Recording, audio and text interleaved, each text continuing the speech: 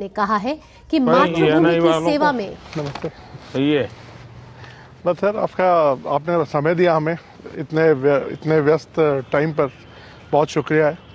ANI के तो दर्शकों की संख्या भांति भांति की है, तो उन सभी दर्शकों को नमस्कार। मोदी जी, अब लगभग आखिरी दौर आ गया है चुनाव का। क्या जो आपने लक्ष्य तय किया था 400 पार का, आपको लगता है कि वो पार हो रहा है? क्योंकि विपक्ष तो कन्विंस्ड है कि ऐसा नहीं हो रहा है। वो कह रहे हैं कि 220 240 होगा।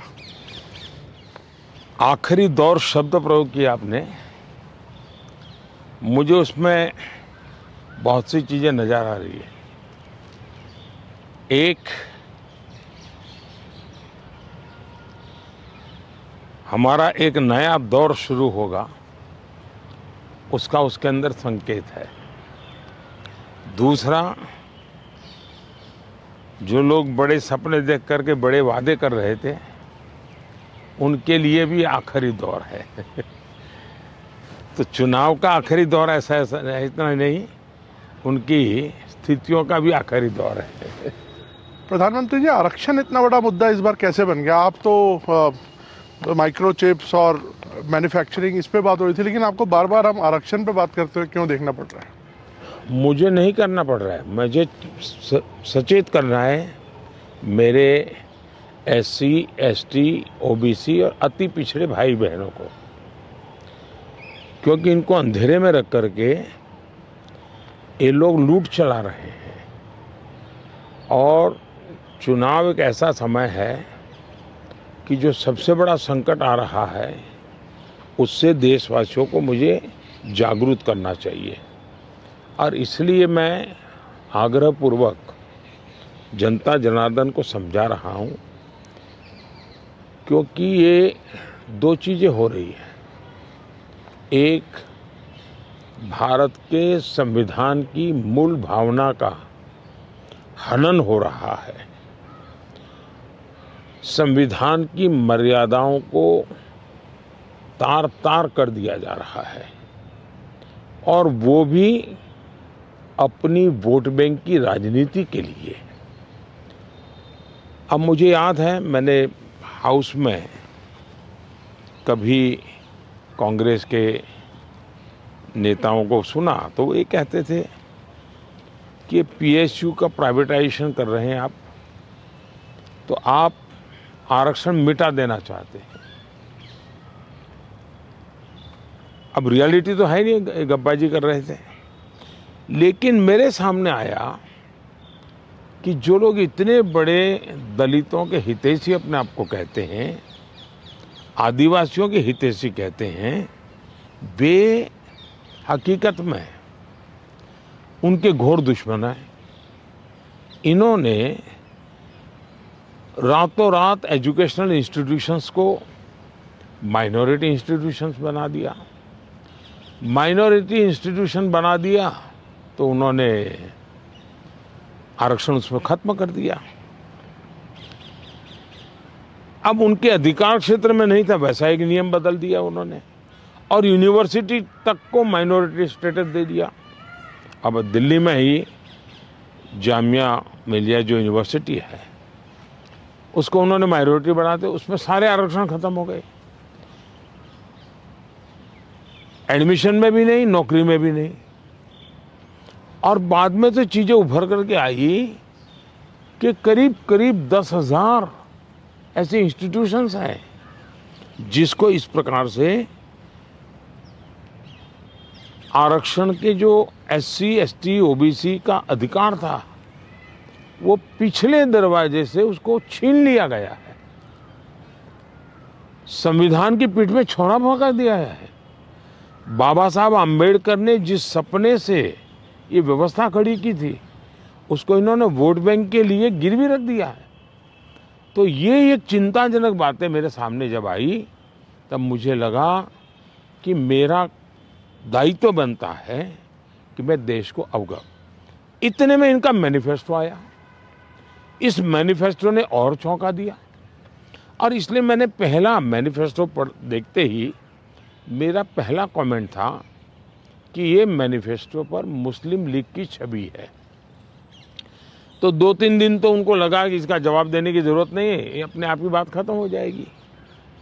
जब उन्होंने कोई जवाब नहीं दिया तो फिर मैं एक एक चीज़ खोलने लगा। जैसे इस देश में वो ये कहें कि हम खेलकूद में भी माइनॉरिटी के लिए कोटा फिक्स करेंगे। आज पंजाब के मेरे बच्चे जो खेल जगत के अंदर बहुत अच्छा कर रहे हैं, बंगाल के मेरे नौजवान फुटबॉल में बहुत अच्छा कर रहे हैं, उत्तर प्रदेश के हमारे नौजवान जो एथलीट्स में काफ़ी अच्छा कर रहे हैं, अब वो अपनी जवानी उसमें खपा देते हैं। 10-12 साल की उम्र से लेकर के 25 सोचने तक ये लोग इतना तप करते हैं जी, तपते हैं, शरीर को तपाते हैं। खिलाड़ी ऐसा नहीं बनता है जी। और सुबह रात को नींद नहीं आती, सुबह 4 बजे उठ करके चले जाते हैं। अब कहते हैं नहीं ये माइनॉरिटी के लिए कोटा होगा, तो मेहनत करने वाला मेरा नौजवान जाएगा कहाँ जी, उनका क्या होगा। दूसरा उन्होंने कहा कि देश में अब जो टेंडर होंगे उस टेंडर में भी वे माइनॉरिटी के लिए आरक्षण करेंगे। मतलब ये हुआ कि आज मान लीजिए कोई कहीं पर बहुत बड़ा महत्वपूर्ण ब्रिज बन रहा है, उस ब्रिज में कौन ब्रिज बनाएगा, तो जिसके पास ट्रैक रिकॉर्ड है, जिसके पास संसाधन है, जिसके पास कैपेबिलिटी है, जो परफॉर्म कर सकता है, सारे उसकी जो रिक्वायरमेंट उसकी पूरी करता है, उसमें कंपटीशन होती है और कंपटीशन में जो निकलता है उसको टेंडर मिलता है। ये कहते नहीं, ये सब बाद में। अब मुझे बताइए, अगर इसी प्रकार से सिर्फ धर्म के आधार पर कोटा दे देंगे, वो ब्रिज बनेगा, लोग मारे जाएंगे, तो कौन जिम्मेवार होगा। क्या आप वोट बैंक के लिए आप आने वाली पीढ़ियों को भी तबाह करना चाहते हैं। तो ये ऐसे विषय थे जो कांग्रेस ने अपनी वोट बैंक की खातिर मैदान में उतारे।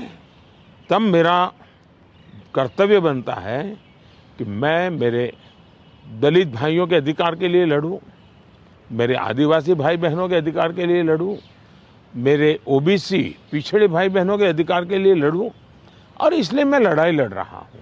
तो ये जो परसेप्शन बनाया जा रहा है कि आप आए तो बिल्कुल आरक्षण ही खत्म कर देंगे, ये क्या, इस पर क्या बोलेंगे आप? इन्होंने ये पाप कर दिया है, उसके खिलाफ मैं बोल रहा हूँ, इसलिए उनको झूठ बोलने के लिए ऐसी चीज़ें का उपयोग करना पड़ रहा है। अभी कोलकाता हाई कोर्ट का सर एक ऑर्डर आया है जिसमें 2010 के बाद जितने ओबीसी सर्टिफिकेट्स बन रहे हैं उसको खारिज कर दिया है। इनके मोडस ऑपरेंडी है कि पहले इन्होंने कानून बना करके माइनॉरिटी को देने का पाप शुरू किया, पहले आंध्र में शुरू किया। सुप्रीम कोर्ट ने तक में वो हार गए, हाई कोर्ट ने उसको रिजेक्ट कर दिया क्योंकि संविधान अलाउ करता नहीं है। तो इन्होंने चालाकी करके पिछले दरवाजे से खेल शुरू किया, और पिछले दरवाजे से खेल शुरू करने के लिए इन लोगों ने रातों रात मुसलमान की सभी जातियों को ओबीसी बना दिया। सभी जातियों को ओबीसी बना करके जो ओबीसी का हक था वो रातों रात डाका डाल दिया, लूट लिया। और इसके खिलाफ चुनाव की सरगर्मी चल रही है। तब हम तो बोल ही रहे थे कि भाई ये हो रहा है, कर्नाटक में हुआ है, मैंने बताया था, हम बंगाल के लिए भी बोल चुके थे। लेकिन जब हाई कोर्ट का जजमेंट आ गया तब ये साफ हो गया कि इतना बड़ा धोखा हो रहा है। लेकिन इससे भी दुर्भाग्य की बात है कि इतना बड़ा वोट बैंक की राजनीति करने के लिए वे अब इनको भी गाली दे रहे हैं, जुडिशरी को गाली दे रहे हैं, न्यायपालिका को गाली दे रहे हैं, और वो यहाँ तक कह रहे हैं कि कुछ भी हो जाए हम कोर्ट की बात मानने वाले नहीं हैं। ये जो स्थिति है वो किसी भी हालत में स्वीकार्य नहीं हो सकती है। सर, केजरीवाल जी अभी जब जेल से बाहर आए तो उन्होंने कहा कि प्रधानमंत्री जी ही तय करते हैं कि कौन जेल जाएगा। वो कहते हैं सोरेन को और मुझे उनके इशारे पे जेल में डाला गया। अच्छा होगा ये लोग संविधान पढ़ ले, देश के कानून नियम पढ़ ले, मुझे किसी को कुछ कहने की ज़रूरत नहीं है। सर, इस बार चुनाव में हम देख रहे हैं कि एक पर्सनल अटैक्स बहुत हो रहे हैं। लाइक आप पर भी कई बातें बोली गई हैं और आपकी तरफ से भी कुछ लोगों को कुछ बोला गया है, तो पर्सनल अटैक्स किस लिए इस बार? आपको लगता नहीं ये शैली नहीं होनी चाहिए चुनावों में?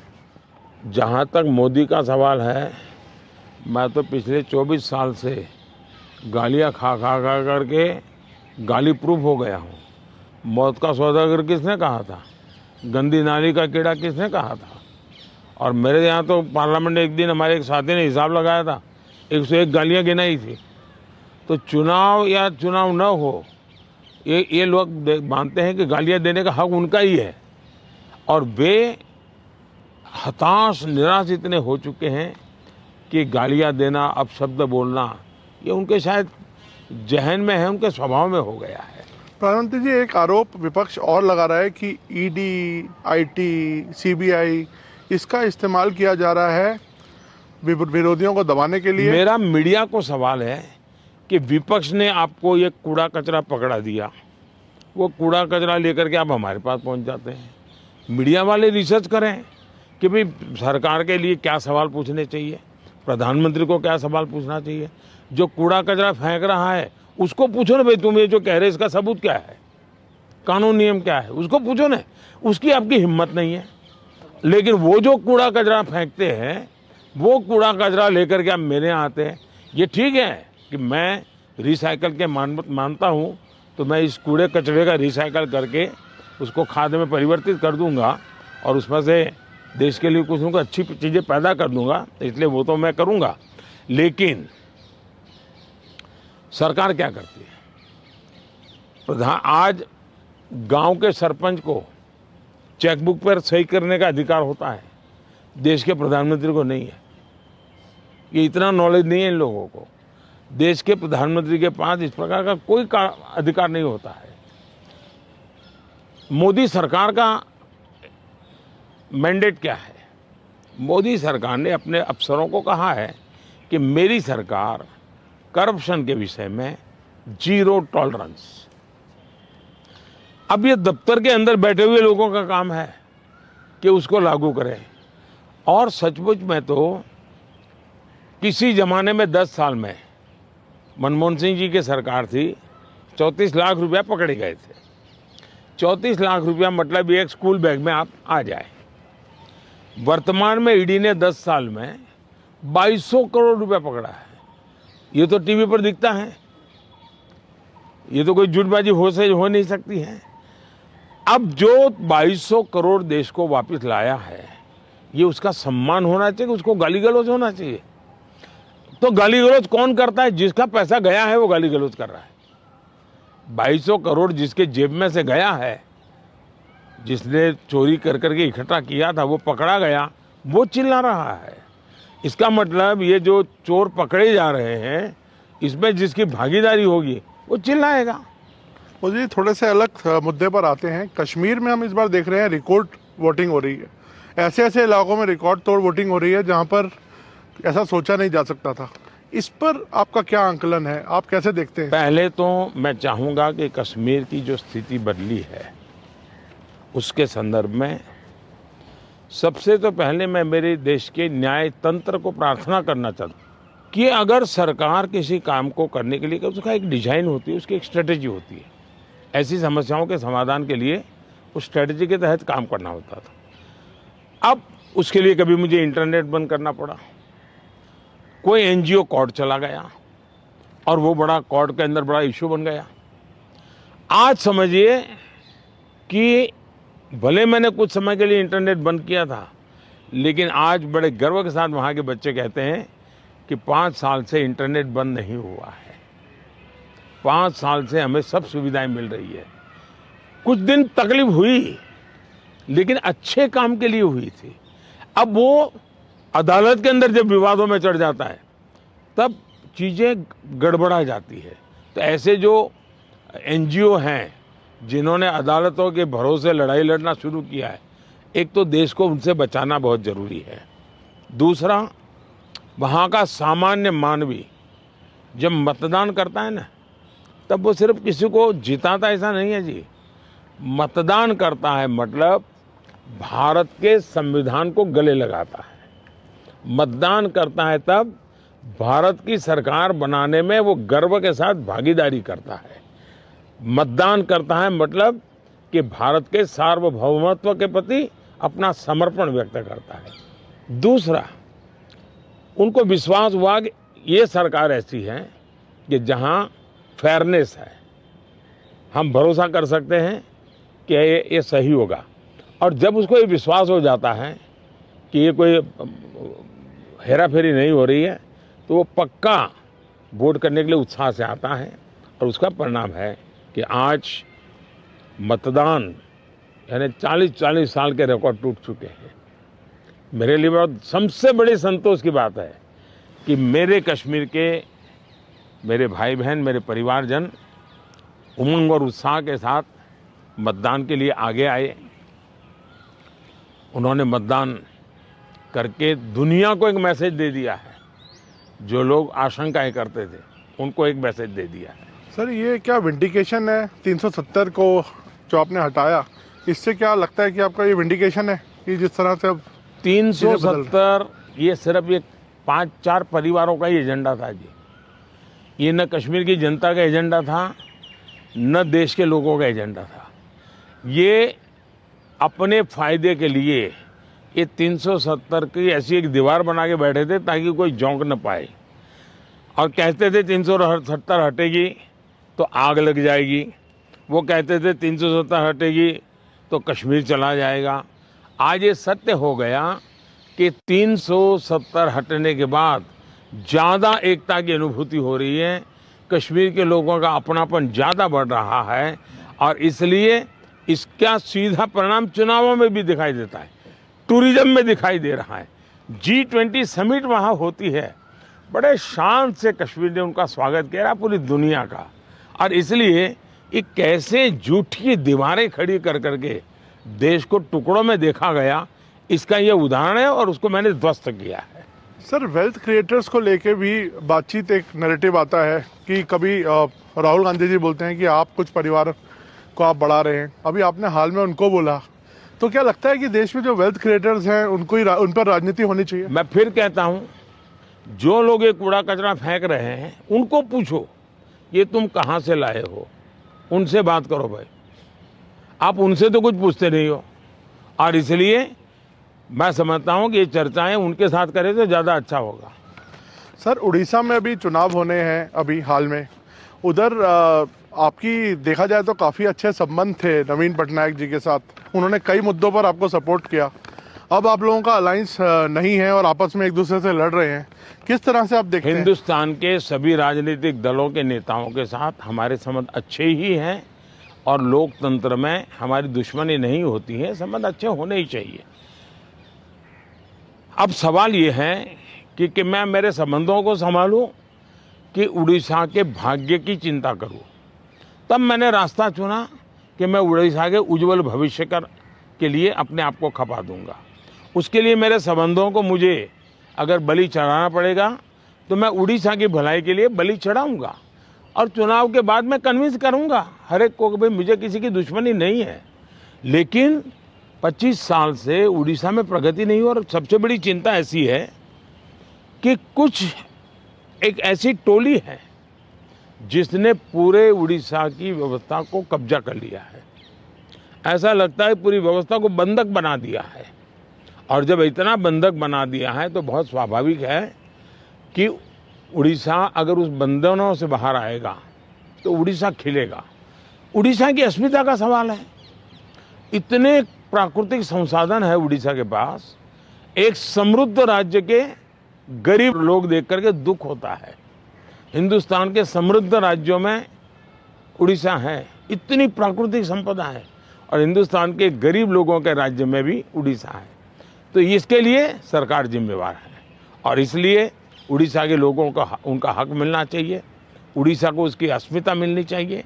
उड़ीसा का भाग्य बदलने वाला है, सरकार बदल रही है। मैंने कहा है कि उड़ीसा की वर्तमान सरकार की एक्सपायरी डेट 4 जून है और 10 जून को बीजेपी का मुख्यमंत्री उड़ीसा में शपथ लेगा। मोदी जी, बंगाल में भी ताबड़तोड़ एक टक्कर की लड़ाई चल रही है, आपके भी बहुत कैंपेनिंग वहाँ पे आपने की है और अभी आप शायद फिर जाने वाले हैं बंगाल, क्या लगता है आपके प्रोस्पेक्ट्स कैसे रहेंगे बंगाल में? एक तो मुझे लगता है कि एनआईए के जो फुट सोल्जर्स हैं, एक बार उनको वेरीफाई कर देना चाहिए कि वो कहाँ से रिपोर्टिंग आपको ये भेजते हैं।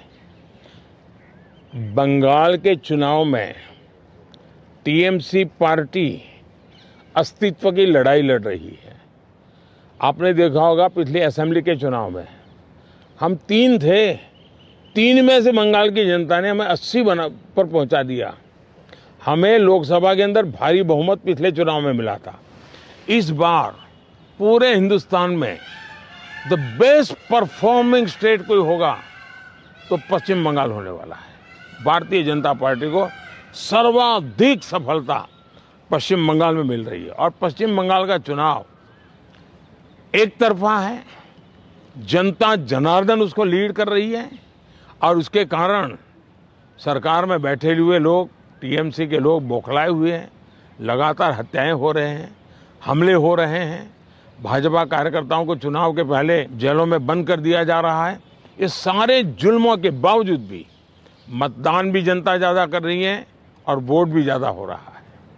मोदी जी, आपके हिसाब से तो लगभग अब आपका तय है आना, और सबको लगता है ऐसा, ज़्यादातर लोग आपको प्रेडिक्ट कर रहे हैं कि आप वापस आ रहे हैं। तो मोदी 3.0 में ये देश क्या उम्मीदें रखे आपसे? क्या आपकी प्रायोरिटीज होंगी? विकसित भारत, 1 पॉइंट एजेंडा, विकसित भारत। चलिए, बहुत बहुत धन्यवाद भैया, नमस्कार।